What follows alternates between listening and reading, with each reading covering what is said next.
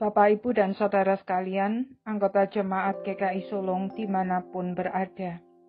Renungan hari ini akan dibaca dari Mazmur 126 ayat 6, demikian.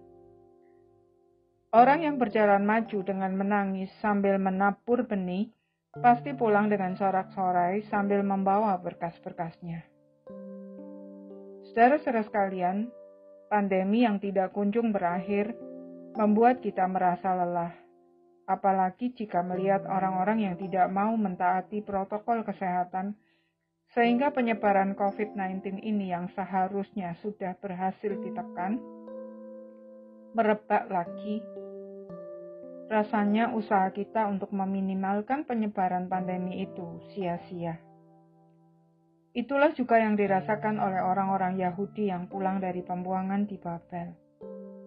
Pada awalnya mereka memang senang, karena setelah berada dalam pembuangan selama 70 tahun, tiba-tiba tanpa diduga dengan cara yang ajaib, Tuhan menggerakkan Raja Kores untuk membebaskan mereka.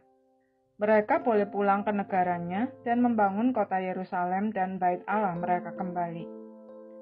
Sebuah kejutan indah yang membawa sukacita luar biasa, sehingga mereka merasa sedang bermimpi. Bangsa-bangsa lain bahkan ikut kagum dan berkata, Tuhan telah melakukan perkara besar kepada orang-orang ini. Namun di samping sukacita, kebebasan dari pembuangan itu juga berarti kerja keras. Karena negara mereka sudah rata dengan tanah, gundukan puing ada di mana-mana, dan ladang-ladang mereka juga sudah ditumbuhi onak dan duri. Demikian buruknya kondisi tanah perjanjian itu, sehingga mereka menggambarkannya seperti batang air kering di tanah Negeb. Ditambah lagi dengan adanya perlawanan bangsa-bangsa yang merasa terancam jika bangsa itu kembali membangun negeri mereka. Itulah sebabnya sebagian orang yang sudah menikmati kemapanan di Babel memilih untuk tetap tinggal di sana. Mereka berpikir, ngapain susah-susah? Sedangkan di Babel, walaupun menyandang status bangsa buangan, mereka mendapat perlakuan yang sama dengan penduduk asli. Bahkan beberapa di antara mereka, seperti Daniel, Sadrak, Mesa, dan Abednego, diangkat menjadi pejabat tinggi negara. Kenikmatan dunia menyebabkan mereka lupa bahwa mereka adalah umat Allah yang telah dipilih dan dikuduskan bagi kedatangan Juru Selamat dunia. Bahwa sebelum Juru Selamat itu datang, Yerusalem adalah bagian dari tanah perjanjian, dan bahwa Bait Allah adalah simbol kehadiran Allah di tengah umatnya.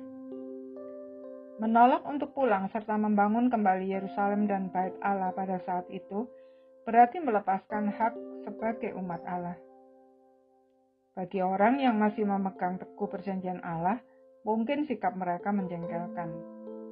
Bagaimana mungkin mereka bisa enak-enakan menikmati hidup di Babel, sementara saudara-saudara sebangsa mereka bersusah payah melakukan pekerjaan yang sangat berat itu. Di tengah-tengah pergumulan itu, pemazmur berkata bahwa mereka tidak perlu putus asa dan merasa jengkel atau marah, sebab bagi orang yang mau bersusah-susah mengerjakan pekerjaan Tuhan yang besar itu, pada akhirnya pasti akan menuai hasilnya. Orang-orang yang berjalan maju dengan menangis sambil menabur benih, pasti pulang dengan sorak-sorai membawa berkas-berkasnya.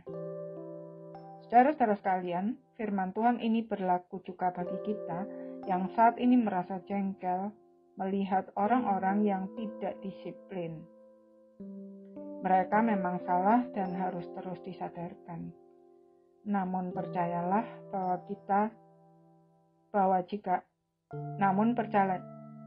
percayalah jika kita mau terus melakukan yang terbaik, walaupun dengan susah payah, suatu saat nanti kita pasti akan menuai hasilnya. Karena itu jangan biarkan perasaan-perasaan negatif menguasai kita, sehingga pandemi ini berlalu dengan sia-sia. Mari kita gali potensi diri yang telah dianugerahkan Tuhan kepada kita, dan dengan kreatif kita temukan hal-hal baru yang bisa kita kerjakan, dan lakukan itu dengan sepenuh hati. Maka kita akan takjub melihat hasilnya. Amin. Mari kita berdoa. Tuhan, tolong kami untuk tekun melakukan yang terbaik dan percaya bahwa di dalam Tuhan, usaha kami tidak pernah sia-sia. Dalam nama Tuhan Yesus kami berdoa. Amin.